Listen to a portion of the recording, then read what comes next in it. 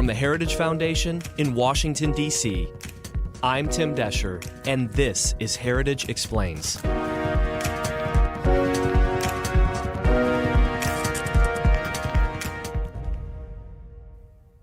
The president has been killed.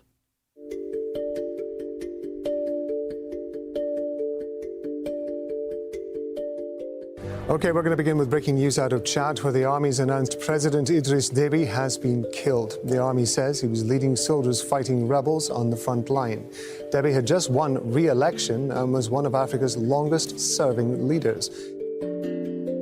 Chad's army is currently combating rebel forces. They have launched an assault on the capital in N'Djamena. President Deby was expected to win a sixth term in office following elections on April the 11th. At just 37 years old, Mohamed Deby is the new face of Chad. As a young general, he was in charge of his father's security detail. Now, following Idriss Déby's death, his son has been thrust into the spotlight as the head of the country's transitional military council. It's the story hardly anyone in America is talking about. The long-serving president of Chad, Idriss Déby, was killed while visiting the front lines of battle against rebel forces. After 30 years as president and several attempts to overthrow his regime, President Déby's death has been controversial within Chad and the surrounding region in Africa. France 24 was able to capture some citizen reaction. From a security point of view, the president played an important role. And now we're already seeing some instability. So we're worried about his sudden death. They're already talking about the dissolution of parliament. We have a constitution, so in my opinion, it's a coup d'etat. With talk about instability and coup attempts, conflict seems imminent. But Chad is no stranger to conflict. I'm sure you've seen photos and videos of Toyota trucks with mounted anti-aircraft missile launchers and machine guns driving through the desert with soldiers hanging off of them. Well, these famous Toyota wars against insurgents represent decades of struggle for the Chadian people. All of this while trying to keep in good standing with Western allies who support them and successfully push back against Muslim extremism. Strife is seemingly a constant problem in Chad. So who was President Deby, and what is his legacy? Was this a coup attempt in order to circumvent the will of the Chadian people? Why should Americans care? Josh Meservey is a senior policy analyst focusing on Africa here at the Heritage Foundation. On this episode, he explains why Chad is a vitally important country in what is arguably considered the world's most volatile region. More after this.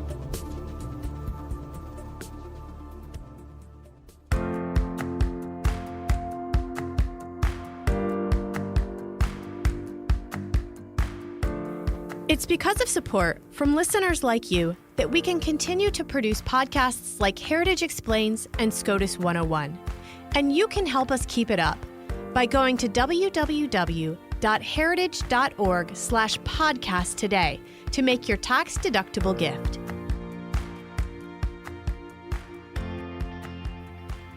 Josh Meservey, in your recent piece in the Daily Signal, you called this a fast-moving and murky situation, which I got to say, it's hilarious. You know, it seems like every time I talk with you, it involves a murky situation. It seems like you exclusively deal in murky situations. Yeah, that might be a fair way to frame it. I think part of that is just because there's a lot of conflict, of course, that I track on a continent as large as Africa with as many sort of unstable countries. You do get a fair amount of conflict, but it's also conflicts that occur in really remote areas sometimes where there are very, very few journalists. So you have to rely on sort of sketchy, Twitter feeds or statements from not disinterested parties, let's say, parties that are trying to spin one way or the other. So, yeah, it can be really murky. You've done such a great job on this, and it caught my attention because, it's not every day that a president gets killed. And the long-serving president of Chad, he was visiting the front lines. There's a fight going on. We'll get into that. There's a rebel army that's threatening the government of the established government of Chad. He went to the front lines, and then the next thing you know, international headlines say the leader is dead.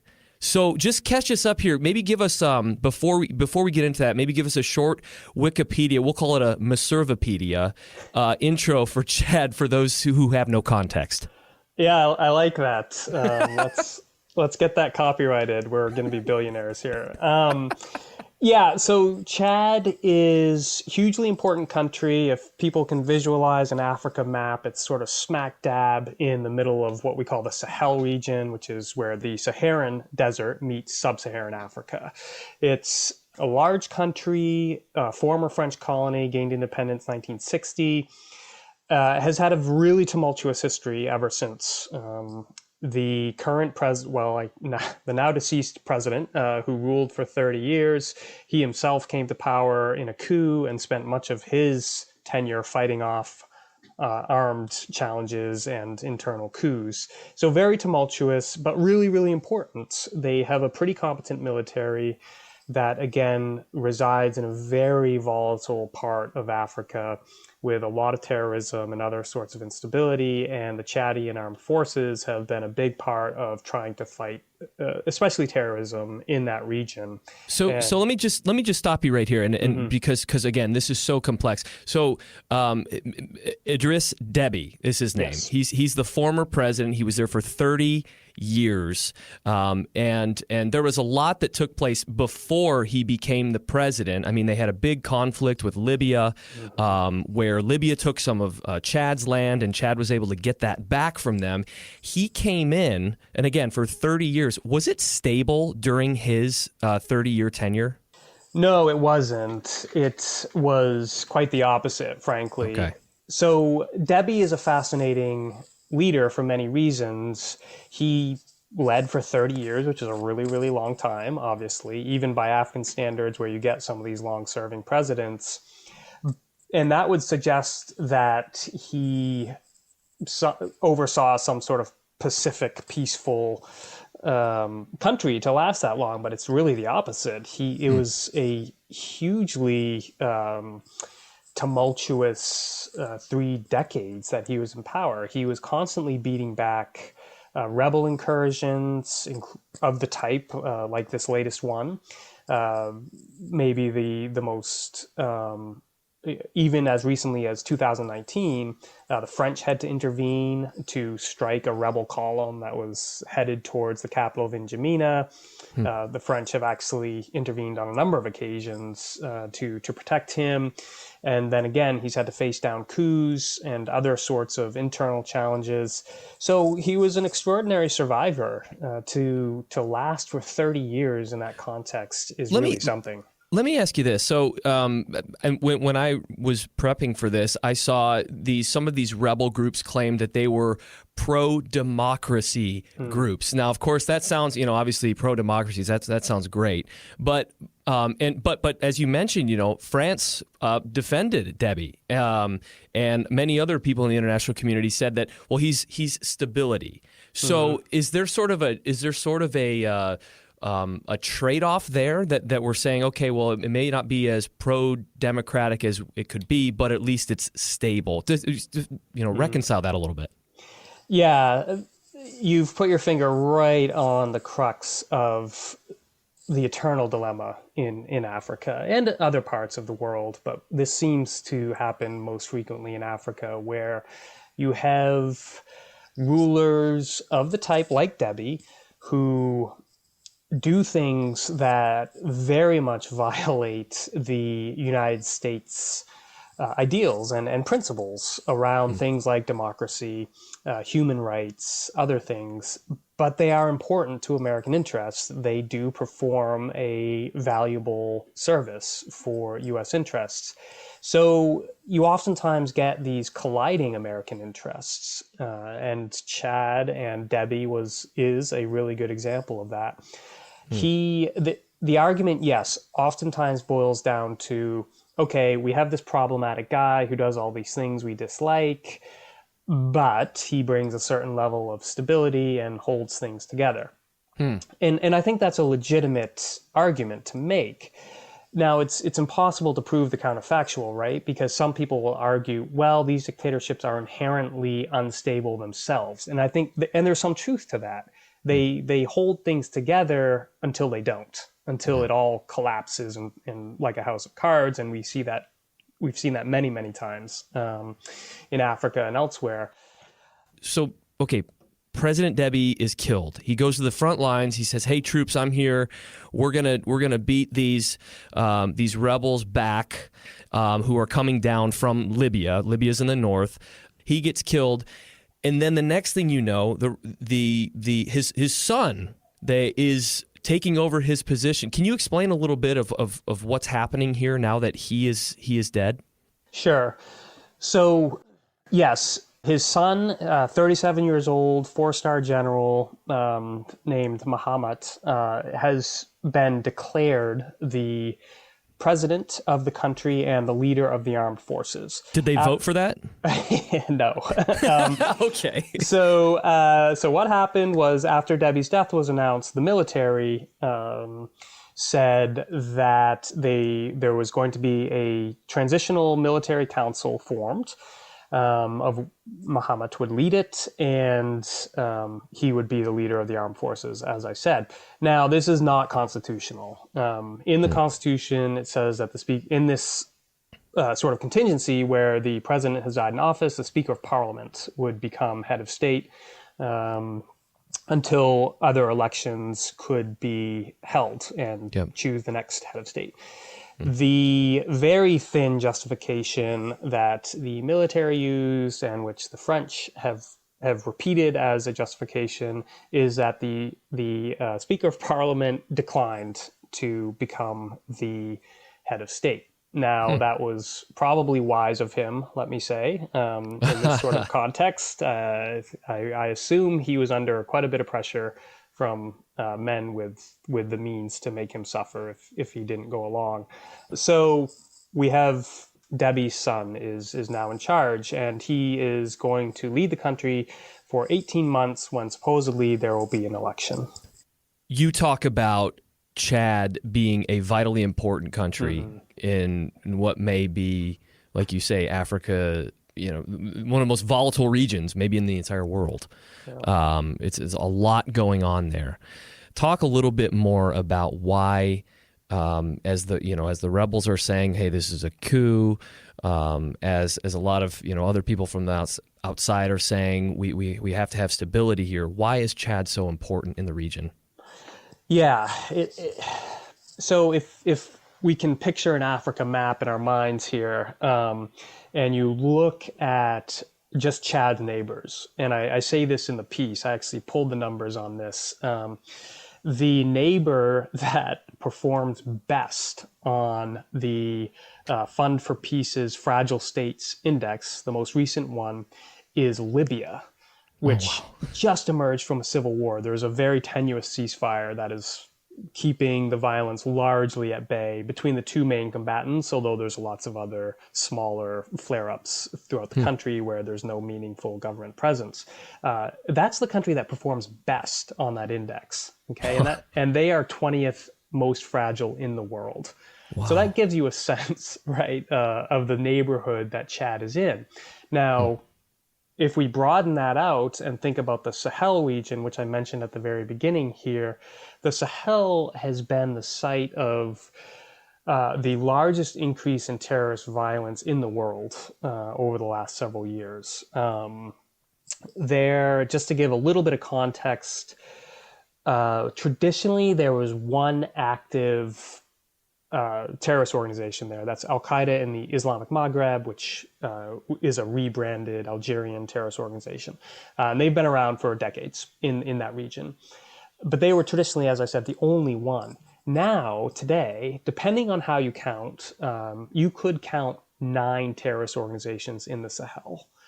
So it's been a massive explosion, both of the number of terrorist groups, but also the violent incidents. And it's happened very, very quickly. So Burkina Faso is the case study that everybody uses now.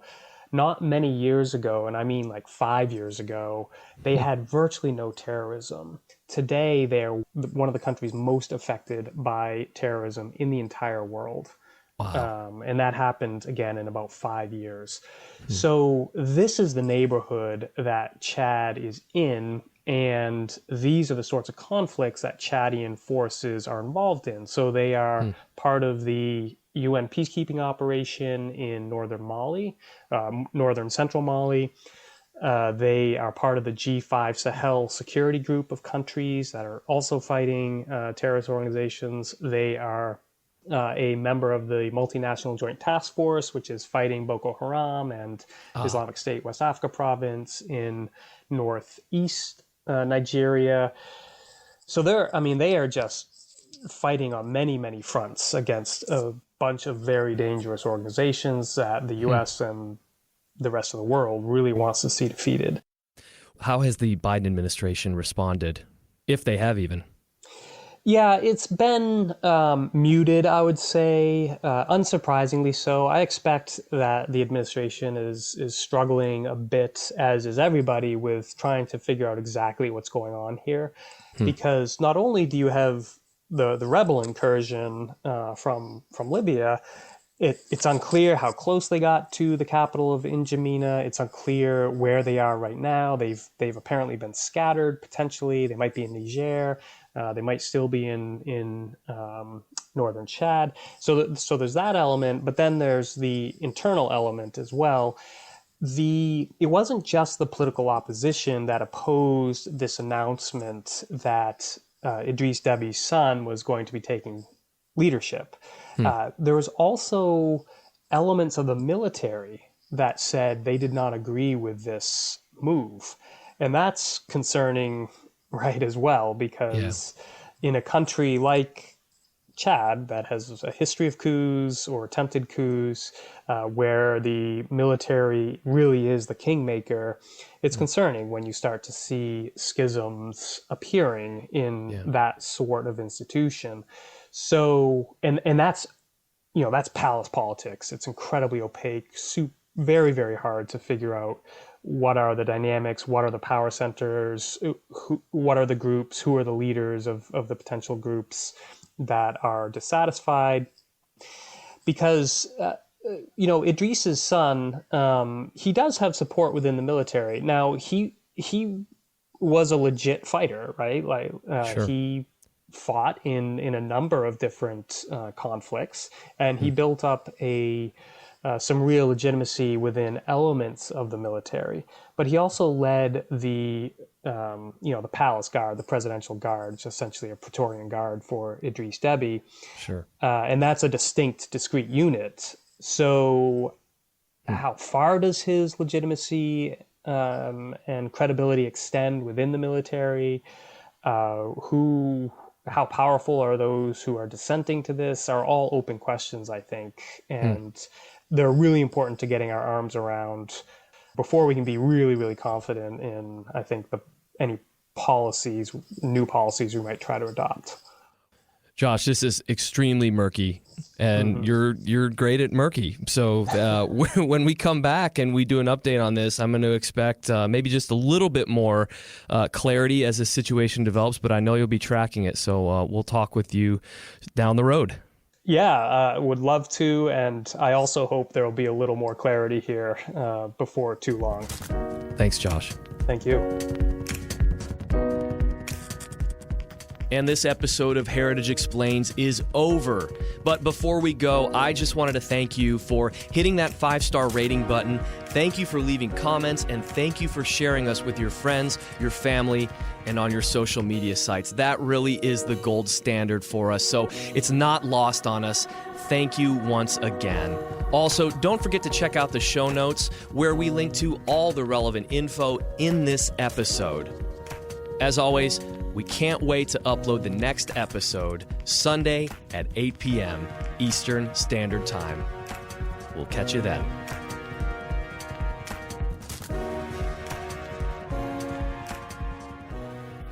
Heritage Explains is brought to you by more than 500,000 members of the Heritage Foundation. It is produced by Michelle Cordero and Tim Desher, with editing by John Popp.